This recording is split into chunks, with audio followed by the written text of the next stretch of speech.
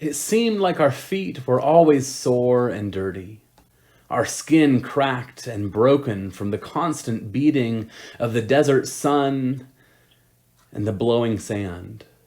Even the best sandals didn't provide a whole lot of protection from the rough roads of Palestine, at least not when you walk on them for miles and miles, day after day and week after week. We went everywhere that Jesus went, throughout Galilee and Judea, into Samaria and places beyond, meeting all sorts of people, going all sorts of places, sharing meals with anybody who would take us in for an evening or for a night, coming to many tables not that different from this one. My favorite meals were always the ones hosted by the wealthy folks, the religious leaders, the tax collectors, and the politicians. They always gave wonderful meals, rich and abundant food. But even more than that, the blessing began at the door. As soon as we walked in, we were greeted by a servant holding a wash basin. And that servant would bend down and wash our feet. And the feeling of the cold water on our broken, cracked feet was always wonderful. A welcome gesture of hospitality and welcome. But this night was not like that. The meal that we shared was ordinary and simple. The Passover was yet to come. That would be the next night. This meal was about community, about the small group of us gathered for another opportunity to be in the presence of one another and to receive the teachings of Jesus. As we sat down for the meal, Jesus seemed preoccupied. He had a lot on his mind as he sat and broke bread with us and shared wine. We were all worried about what was to come in the next days. We'd all heard the whispers and the murmurs. We'd seen the glances and the glares. We'd heard the people who were talking about us, talking about Jesus, people who wanted him arrested, who believed he was being blasphemous, his claims dangerous and unwanted. Some even wanted him killed. But others just wanted to meet him, to come close to him, to have him put his hands on their broken bodies, to come close enough just to reach out and touch the hem of his robe, believing that that was enough to make them whole. As we gathered for that meal, we knew that something was going to happen that week. Something big, something life-changing. And except for Jesus, none of us knew exactly what that was going to be. As we ate, I looked around the room at this ragged group of misfits who'd followed and hung out with Jesus for the past 3 years. People who I'd come to know and love, who I ate dinner with every single night and shared life with. I studied each of their faces as we ate that meal. Philip and Andrew, the Marys and Martha, James and John, and Peter and Thomas.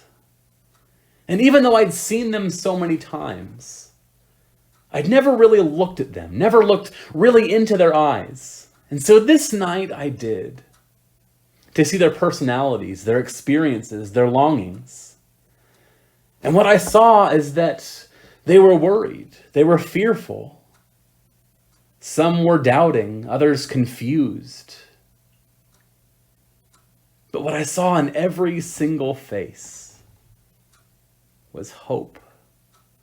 Hope that even during this time of growing darkness, that something amazing, something that would change our lives and change our world was still on the horizon.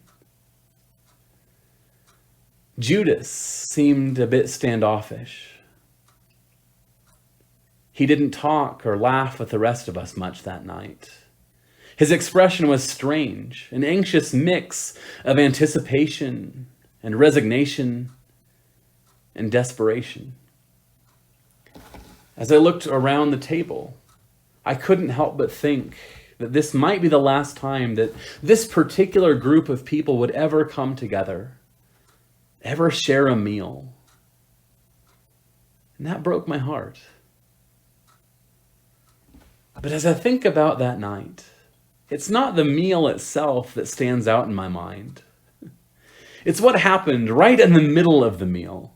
Right as we were eating our bread and drinking our wine, Jesus stood up from the table, and he took off his outer robe and he tied a towel around his waist.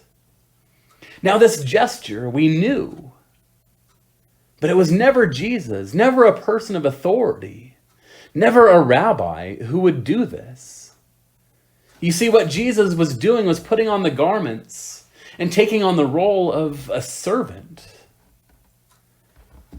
It was odd. It was puzzling. To be quite frank, it was humiliating. I thought, if anything, it should be one of us who was washing the feet of Jesus, not the other way around. This isn't right. How could we let him do this, to be humiliated in this way? To be honest, I was a bit ashamed that one of us hadn't stepped up first. Without a host, we should have been the host.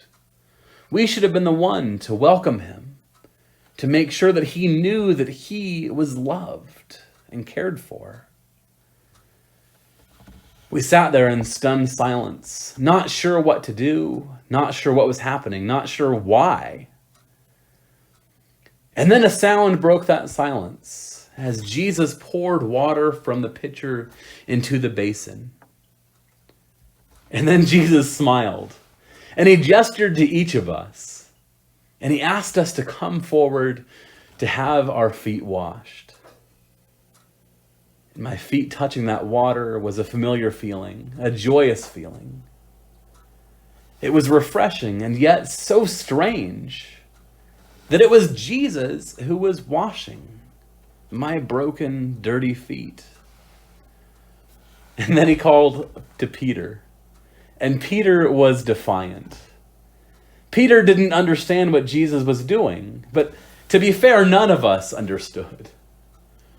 But the rest of us wouldn't say anything to Jesus because we knew that when Jesus was offering something like this, we just needed to receive it. We knew that Jesus had some sort of deeper wisdom. And with time, we might come to understand. And if not, we still would receive the gift that was being given. But not Peter. Peter was always a bit of a loudmouth. He was always the one who was willing to speak up and to say the things that the rest of us were thinking, but none of us would be willing to actually say out loud. He was willing to ask dumb questions. But even more than that, he was willing to ask deep questions, piercing questions. Peter would never stop at the surface level of things. He always wanted to go deeper. He wanted to ask Jesus why and how and when. And so this time he asked Jesus, "What are you doing? You can't do this. Let me wash your feet." And Jesus, if you insist on washing my feet, then wash the rest of me too. But Jesus wouldn't have any of this. He just looked at Peter. And he said words that still puzzle me. He says, "You don't understand what I'm doing, but you will understand later. Unless I wash you, you will have no place with me." And then when Jesus was done washing our feet, he took the towel off and he put his robe back on and he sat down at the table with us. And then he turned and he looked at us. And he asked us if we understood what he had done. "Do you know what I have done for you?" And again, we were silent. Because honestly, we had no idea. This had never happened before. And then Jesus spoke up again, and he told us that we are supposed to wash one another's feet, just as he has washed our feet. He said this was a new commandment that he was giving to us, that we should love one another just as he has loved us.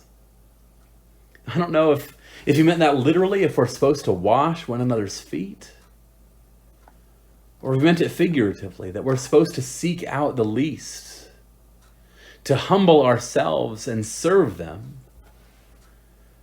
that we might not be the ones to lord authority over others, but that we might willingly give authority up, that others may be blessed through that.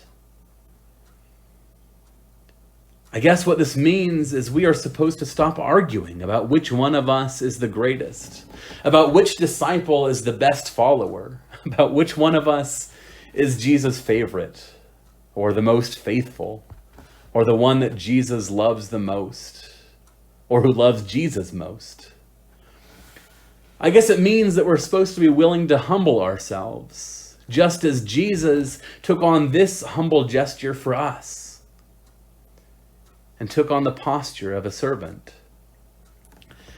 I guess if we are supposed to do what Jesus has done, if we're going to really be his followers, we have to love the people that Jesus loved.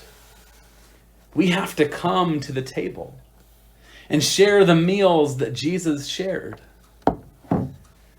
Because Jesus didn't just eat with people who were respectable, people who looked like him or believed who he was. And we're not supposed to just share meals with those who look like us, who act like us. Jesus invited all people. He shared the same table with Pharisees and scribes as he did with sinners and tax collectors.